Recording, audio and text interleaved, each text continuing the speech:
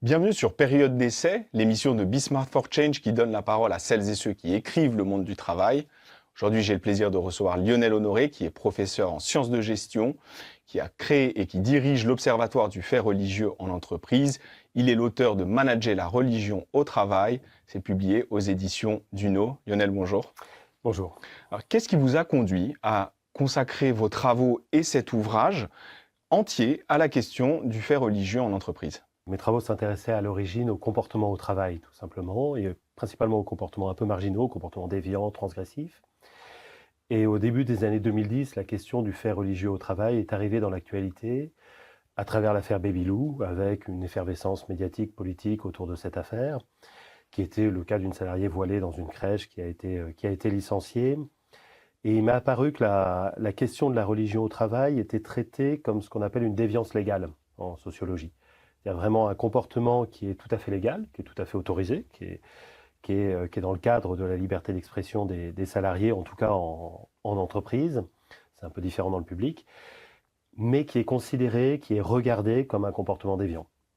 Et donc c'est cet aspect-là qui m'a amené sur ce sujet.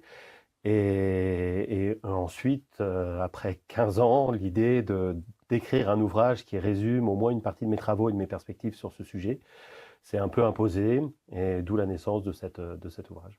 Alors, vous montrez que la présence du religieux au travail, elle surprend parce qu'elle a longtemps été reléguée à la sphère privée. Pourquoi cette surprise, elle persiste, alors même que les faits religieux en entreprise se multiplient ? Alors, elle persiste parce que ce sont des comportements qui surprennent, surtout en France. Voilà. Il ne faut pas oublier en France qu'on est dans une sorte d'îlot de laïcité. Et que presque tous les pays autour de nous dans le monde sont des pays dans lesquels la place de la religion est beaucoup plus affirmée, et où les comportements religieux dans la société, au travail, hors travail, etc., sont beaucoup plus présents. Et en France, on a un peu petit à petit construit, à travers la sécularisation tout au long du XXe siècle, l'idée que la religion, c'était du domaine de l'intime. C'était chez soi, vraiment pour soi et chez soi, en oubliant que la religion a quelque chose de communautaire forcément. On est en lien avec les autres, ça concerne les personnes, ça s'exprime à travers ce que sont les personnes. Et donc voilà, donc il y a ce premier élément de surprise. C'est quelque chose qu'on n'avait plus l'habitude de voir finalement, les comportements religieux. Et au détour du XXIe siècle, avec les premières décennies du XXIe siècle, ça réapparaît dans la société, y compris au travail. Le fait religieux au travail, c'est un fait de société qui arrive dans l'entreprise. Et donc ça surprend un management qui est plus habitué à se confronter finalement à des dimensions personnelles des comportements au travail. Surtout dans un management français qui a l'habitude d'être un management rationnel et de se concentrer véritablement sur les tâches, sur la réalisation du travail, sur des éléments de ce type-là, peut-être en étant moins tourné vers la prise en compte des personnes que pourrait l'être un management anglo-saxon par exemple. On reviendra sur la question. Avant d'entrer dans les situations concrètes, vous insistez beaucoup sur la nécessité de revenir à l'histoire, on l'a un petit peu évoqué maintenant. En quoi est-ce que le détour historique qui permet de mieux comprendre les débats actuels et d'éviter certaines crispations ? Alors je crois que le détour historique permet déjà de se rendre compte que les liens entre religion et travail, religion, travail et entreprise même, sont des liens qui sont très anciens. Ils sont vraiment très anciens et de plusieurs types. Depuis toujours, il y a eu des entreprises religieuses. Les monastères, les couvents avaient des activités religieuses. Il y a énormément de domaines d'activités qui se sont développés à travers la religion, en tout cas à travers l'action des institutions religieuses et des organisations religieuses. On peut penser au médical, à l'économie médico-sociale, à l'économie sociale et solidaire. On peut penser à l'agroalimentaire. L'agroalimentaire en France a été structuré littéralement par les monastères, au moins au départ. Et donc il y a plein de domaines d'activité dans lesquels il y a de la religion, il y a toujours eu de la religion. L'histoire permet également de se rendre compte que le fait religieux au travail est quelque chose d'ancien. C'est pas quelque chose qui arrive il y a 15 ans avec cette fameuse affaire Babylou. C'est quelque chose qui existe depuis des décennies et des siècles même. Voilà. Et c'est quelque chose qui, dans le temps en tout cas, était relativement banal. Voilà. Il y a toute une partie du management qui s'est construite, toute une partie de la gestion, du corpus véritablement de gestion et de management, qui s'est construit à travers la doctrine religieuse. Pour donner un exemple, on a une grève de salariés musulmans qui est repérée à la fin du 19e siècle. D'accord. Voilà. Et ça pour des questions religieuses, pour des questions de pouvoir prier au travail, en tout cas d'aménager les temps de pause de manière à pouvoir prier. Donc ce sont des problématiques qui sont extrêmement anciennes et l'histoire permet de se rendre compte de ça et permet de dédramatiser en quelque sorte et permet de considérer que ce n'est pas forcément lié à l'immigration récente. Voilà. Et est-ce que ces situations, elles se multiplient ou c'est juste qu'elles sont plus médiatisées, donc on les évoque plus? Ou est-ce qu'on en est? Peut-être que là, le point de vue de l'observatoire peut être intéressant. Alors je crois que c'est les deux, hein. Il y a la médiatisation de ces situations qui fait que d'un seul coup on se rend compte qu'il y a du fait religieux, alors qu'auparavant il était totalement invisible dans l'entreprise ou en tout cas sans conséquence. Citer un chiffre, hein, il y a un fait religieux sur deux au travail aujourd'hui qui nécessite une intervention managériale. Une intervention managériale, ça ne veut pas dire que c'est problématique. Ça peut être simplement répondre à une demande ou cadrer un comportement, dire ce qui est autorisé, pas autorisé, etc.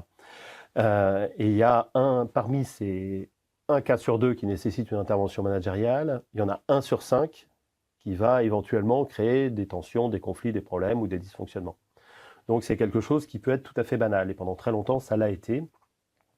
Donc bien évidemment, comme il y a une médiatisation plus forte ces dernières années de ces problématiques-là, on les voit davantage. Voilà. Pour autant, nous, ce qu'on repère, c'est quand même une très nette augmentation des faits religieux en entreprise, qui aujourd'hui, sur les dernières études, la prochaine sortira dans quelques mois, on a une tendance qui est très haussière, hein, avec plus de 70% des entreprises, presque sans doute 80% dans la prochaine étude, qui sont concernées par les questions de faits religieux au travail. Donc il y a bien une réelle augmentation. Et ça, c'est des entreprises de toute taille, TPE, PME, grands groupes. Il n'y a aucune différence à ce niveau-là? Non, il n'y a aucune différence. C'est dans toutes les entreprises. Les dynamiques sont différentes. Dans une TPE, bien évidemment, c'est très souvent le fait d'un salarié, de deux salariés peut-être. Et puis, c'est très souvent géré par l'entrepreneur, voilà, qui va directement se coordonner avec ses salariés.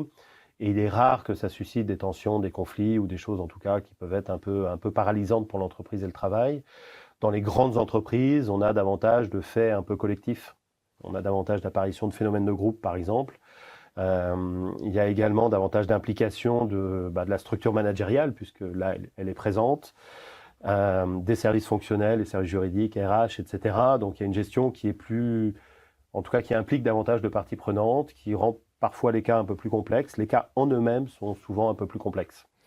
Alors, j'ai choisi un extrait qui va nous permettre de prolonger un peu la réflexion. Donc, les encadrants de proximité, ceux qui managent directement les situations de travail, considèrent qu'il ne s'agit pas d'un sujet comme un autre. Ils le considèrent comme plus sensible et plus risqué.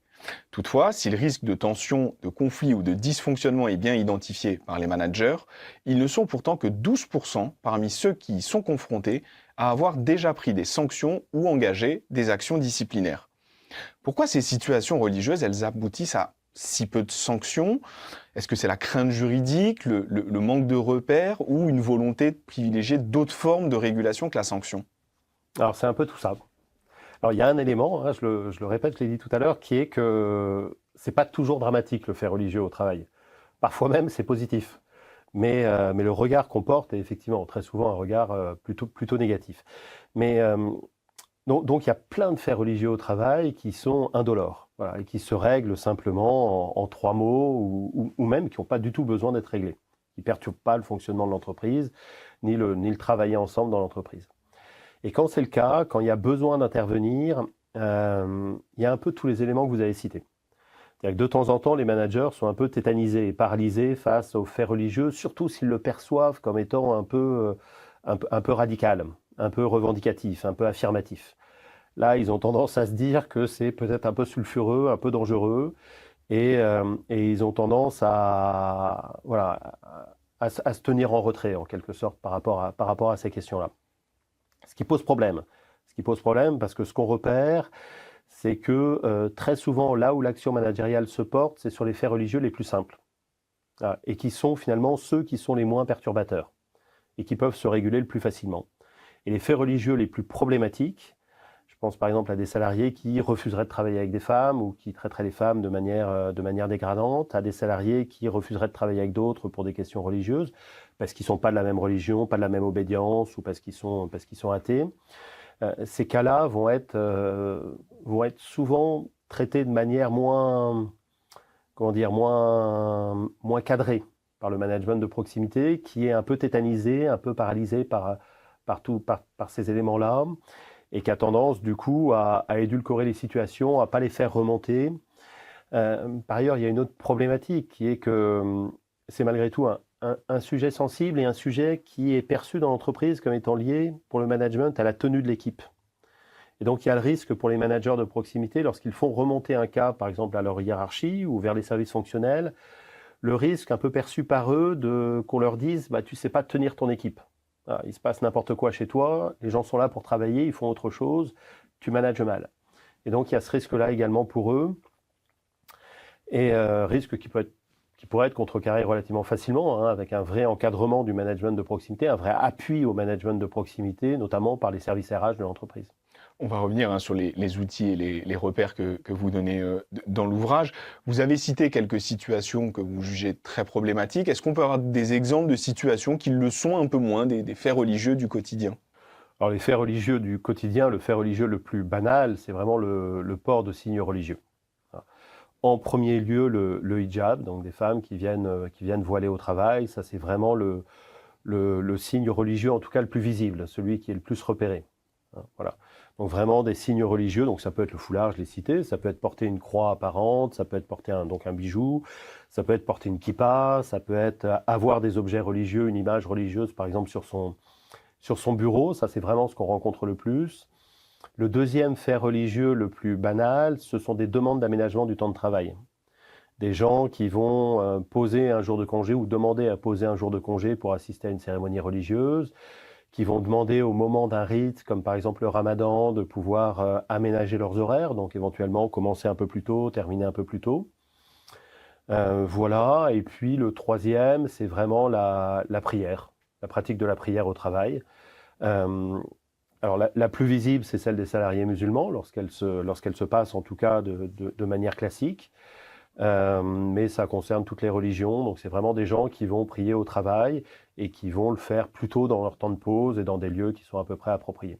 Alors, est-ce que le cadre légal est clair? Qu'est-ce qu'on a le droit de faire si on prend l'exemple de la prière ou des signes religieux? Peut-être qu'il serait bon de rappeler ce qu'on a le droit et pas le droit de faire pour le coup en entreprise? Oui, alors le premier élément du cadre légal, qui est un élément important à rappeler parce qu'il y a souvent beaucoup de confusion par rapport à ça, c'est que ce n'est pas la laïcité. Voilà. La laïcité, c'est le droit public. Là, on est en droit privé, et donc, sauf cas un peu exceptionnel, lorsque l'entreprise privée fait des missions de service public, mais sinon, c'est l'autre principe constitutionnel qui est celui de la liberté de conviction, y compris la liberté de montrer ses convictions qui sont religieuses, qui sont politiques, qui sont syndicales, qui sont philosophiques, etc. Donc, ce n'est pas que la religion, le cadre légal, mais bon, voilà, la religion. Et puis, depuis la loi El Khomri de 2016, qui reprend la jurisprudence française et européenne, l'entreprise a la possibilité d'encadrer le fait religieux en mettant dans son règlement intérieur des éléments qui vont dire un peu ce qui est autorisé ou pas autorisé. Donc le fait religieux en entreprise, ce qui est important à retenir, c'est que c'est quelque chose qui est autorisé légalement. Voilà. C'est quelque chose qui est de l'ordre du normal. Voilà. Il devient anormal et il devient cadré, éventuellement interdit, lorsqu'il perturbe le fonctionnement de l'entreprise, lorsqu'il empêche la bonne réalisation du travail, lorsqu'il perturbe éventuellement l'image de l'entreprise, ou lorsqu'il rentre sous le coup tout simplement de choses qui sont interdites. Un salarié qui refuse de réaliser ses tâches pour des motifs religieux, c'est sanctionnable, c'est cadrable par l'entreprise. Un salarié qui a des comportements religieux misogynes, c'est bien évidemment sanctionnable. Un salarié qui discrimine d'autres salariés pour des raisons religieuses, c'est bien évidemment sanctionnable. Et vous montrez qu'il y a donc une confusion autour de cette notion de laïcité. Pourquoi est-ce qu'on observe une tendance à transposer ce principe de laïcité dans l'entreprise, alors que le cadre juridique repose sur la Constitution et donc la liberté d'opinion et liberté religieuse? Alors là, je crois qu'on est vraiment dans la culture française. C'est vraiment le fait que la laïcité, c'est un principe que les Français se sont appropriés, avec vraiment l'idée que la France est laïque, en oubliant que c'est l'État français qui est laïque, et donc la sphère publique, qui est la sphère du droit public, qui est laïque, mais que la religion a bien évidemment toute sa place dans la société française et toute sa place au au travail, encore une fois dans les limites que j'ai citées tout à l'heure, de ne pas perturber le bon fonctionnement de l'entreprise. Et donc il y a vraiment cette culture de la laïcité, les gens se sont appropriés vraiment le concept de laïcité, et en même temps pas tout à fait. C'est-à-dire que la confusion est aussi sur ce qu'est vraiment la laïcité. Avec l'Observatoire, lorsqu'on interroge les gens sur est-ce que vous voudriez la laïcité en entreprise, la réponse est oui, très largement. Et en même temps, lorsqu'on les interroge sur est-ce que pour vous, il y a de la place pour du fait religieux en entreprise s'il n'est pas perturbateur, la réponse est oui. Est-ce qu'on peut porter un signe religieux si ça ne crée pas de problème? Oui. Est-ce qu'on peut discuter religion avec des collègues au travail? Oui. Est-ce qu'on peut éventuellement prier sur son temps de pause si ça dérange personne, si c'est dans un lieu approprié? La réponse est aussi oui. Voilà. Donc non seulement légalement, mais aussi dans l'opinion, en quelque sorte, il y a une place pour la religion au travail quand elle n'est pas perturbatrice, lorsqu'elle est vraiment bien positionnée, bien cadrée.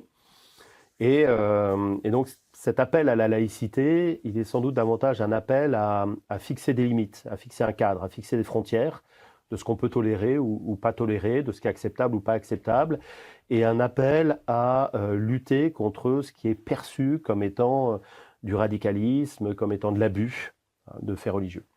Alors, j'avais reçu sur le plateau de Période d'Essai Olivier Estevez, qui était l'auteur de La France, tu l'aimes mais tu la quittes, qui insistait beaucoup sur le fait que les pays anglo-saxons, et vous l'avez dit aussi, rencontrent beaucoup moins de difficultés à ce sujet. Est-ce que la notion de laïcité, en tout cas la perception de la laïcité qu'ont les Français, est la seule raison qui explique cet écart? Alors, ça doit être relativisé, parce qu'en matière de faits religieux au travail, si on regarde un pays comme l'Angleterre, ils ont plus de questions qu'on en a en France. Et ils ont plus d'affaires qui arrivent devant les tribunaux que ce qu'on a en France, davantage de sanctions prises pour des motifs de faits religieux au travail que ce qu'on a en France. Et si on compare aux États-Unis, c'est la même chose. Ils ont la même problématique que nous. Exactement. Donc les questions se posent dans le monde anglo-saxon, mais se posent différemment. Disons qu'en France, on a vraiment ce principe finalement républicain qui est le principe du citoyen, et de considérer chaque personne comme citoyen, citoyenne. Voilà. Quelle que soit sa religion, quelle que soit son ethnicité, quels que soient tous les éléments qui vont le différencier. Et donc de traiter chaque personne comme un citoyen et de considérer que chaque personne doit se comporter comme telle. Donc une règle finalement pour tout le monde. Les anglo-saxons, eux, ont une approche qui est davantage par l'individu. Et donc de considérer que finalement les organisations doivent s'adapter aux individus et que l'axiome premier, c'est l'individu. Alors même que chez nous, c'est plutôt l'organisation et la règle. Et donc en matière de faits religieux au travail, ça va donner des entreprises anglo-saxonnes, notamment américaines, qui sont même dans l'obligation légale de se poser la question de qu'est-ce que je peux faire pour bien accueillir mon salarié, bien accueillir sa dimension spirituelle et religieuse, comment je peux adapter mon organisation, l'accommoder pour faire de la place à ce salarié qui a une vie spirituelle et religieuse. Alors même qu'en France, on va dire, bon, ok, tu as une vie spirituelle et religieuse, pourquoi pas, mais dans les limites du fonctionnement organisationnel, et c'est à toi d'accommoder ta vie spirituelle et religieuse pour rentrer dans le fonctionnement organisationnel. Donc la logique n'est pas tout à fait la même. Alors justement, vous parlez dans l'ouvrage de cette notion d'accommodement raisonnable. Est-ce que vous pouvez la définir et nous expliquer comment elle peut aider les managers? Alors c'est une notion qui vient plus ou moins du Canada, du Québec, et avec vraiment l'idée qu'il y a en quelque sorte de la place. Voilà. Il y a de la place dans le fonctionnement organisationnel pour l'expression personnelle des salariés, y compris lorsqu'elle est religieuse. Mais que cette expression personnelle des salariés, cette expression religieuse de salariés, le fait religieux, ne doit pas perturber le fonctionnement organisationnel. Et donc, il y a de l'espace pour accommoder le fonctionnement de l'organisation, pour accommoder l'organisation du travail, pour accommoder le fonctionnement des équipes, de manière à offrir la possibilité aux salariés qui sont croyants et pratiquants d'articuler de manière efficace leur vie professionnelle et leur vie religieuse et spirituelle. Voilà. Et donc on n'est pas sur un principe d'interdiction, on est sur un principe d'accommodement raisonnable. C'est vraiment l'idée qu'on va accommoder le fonctionnement de l'organisation aux demandes du salarié et qu'en retour, le salarié, lui, va accommoder ses demandes aux besoins de l'organisation. Donc c'est vraiment sur l'idée de construire un compromis qui respecte le bon fonctionnement de l'entreprise, la bonne réalisation du travail, ce qui est l'élément essentiel, et puis en même temps qui respecte ce qu'est le salarié. Quels sont vos autres conseils aux managers et plus généralement aux entreprises pour réussir à trouver finalement cet accommodement raisonnable? Est-ce qu'il n'y a pas des outils, des techniques? Si, il y a des outils et des techniques. Alors, il y a un premier outil qui est absolument essentiel, qui est d'avoir une politique d'entreprise sur le sujet. Alors, qui rentre bien évidemment dans la politique de diversité de l'entreprise, mais c'est une diversité très spécifique, le fait religieux. Donc, il faut s'y pencher de manière spécifique. Il ne suffit pas d'avoir une politique de diversité, il faut avoir une politique qui s'intéresse, dans le cadre de la politique de diversité, à la question religieuse, qui a une dimension elle-même politique. Donc, il est important de s'en saisir de manière particulière. Et à partir de là, il est important d'avoir des règles qui vont définir ce qui est acceptable, ce qui n'est pas acceptable, comment on se saisit des situations, quel matériel finalement, quel outil on donne aux managers de proximité et aux salariés pour savoir ce qui est possible, pas possible. Et au niveau du management de proximité, je crois qu'il y a 3 principes qui sont absolument essentiels. C'est-à-dire que les décisions qui sont prises doivent être justes. Donc pour être justes, elles doivent s'appuyer sur une règle. Elles doivent être équitables. C'est-à-dire que le salarié doit comprendre que la décision qu'il concerne est prise sur les mêmes principes que pour d'autres salariés, et pour d'autres problématiques personnelles que la question religieuse. Et puis elle doit être fonctionnelle. Et ça, c'est l'élément essentiel, c'est-à-dire qu'elle doit être centrée sur la bonne réalisation du travail. Tu veux t'absenter, très bien. Est-ce que ça perturbe le travail? Est-ce que ça ne le perturbe pas? Si ça ne le perturbe pas, il n'y a aucune raison de le refuser. Si ça le perturbe, est-ce qu'on peut gérer cette perturbation ou pas? Et donc c'est ça qui va vraiment faire que les décisions prises sont acceptables. Elles s'appuient sur une règle, elles sont les mêmes pour tout le monde. Et puis elles sont surtout centrées sur le travail. Quel est l'impact sur le travail et est-ce qu'on peut le gérer? On parle beaucoup des faits religieux sous l'angle du risque, du conflit. Est-ce que ça ne peut pas être aussi être un révélateur finalement de dysfonctionnements managériaux qui sont plus larges et liés à l'organisation? Ah si, bien sûr. Si. Alors il y a un premier élément que je voudrais souligner, qui est en rapport avec la question, même si ça ne répond pas directement, c'est que le fait religieux, ce n'est pas toujours négatif. Ça peut aussi être le signe que le salarié se sent bien dans son entreprise. Il y a un élément qui est important à prendre en compte, qui est que pour les 3/4 des salariés croyants et pratiquants, il n'y a pas de fait religieux au travail. Leur réflexe, c'est d'invisibiliser le fait religieux. Pour une partie, c'est parce qu'ils ont la conviction que ça n'a pas sa place au travail, mais aussi pour une partie parce qu'ils anticipent qu'ils vont avoir des soucis, qu'ils vont avoir des problèmes de stigmatisation, de discrimination, etc. Et ils n'ont pas tort.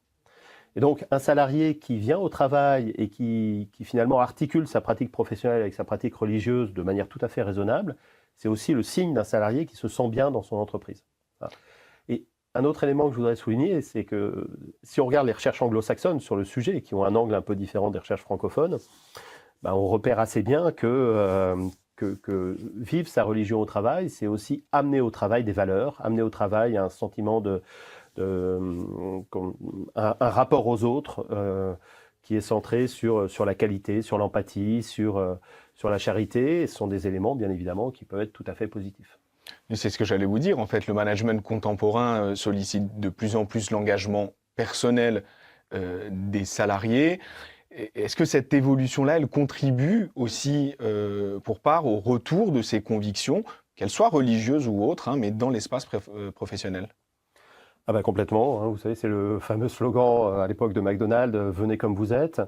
Et quand on dit aux salariés de venir comme ils sont, quand on mobilise de plus en plus la rhétorique des talents, alors, pas du tout ce terme, surtout en management, mais néanmoins, quand on parle de talent, on parle des personnes et de ce qu'elles ont véritablement en elles, de ce qu'elles peuvent apporter, de ce qu'est leur personnalité, de ce qu'est leur rapport au monde, leur rapport aux autres, etc.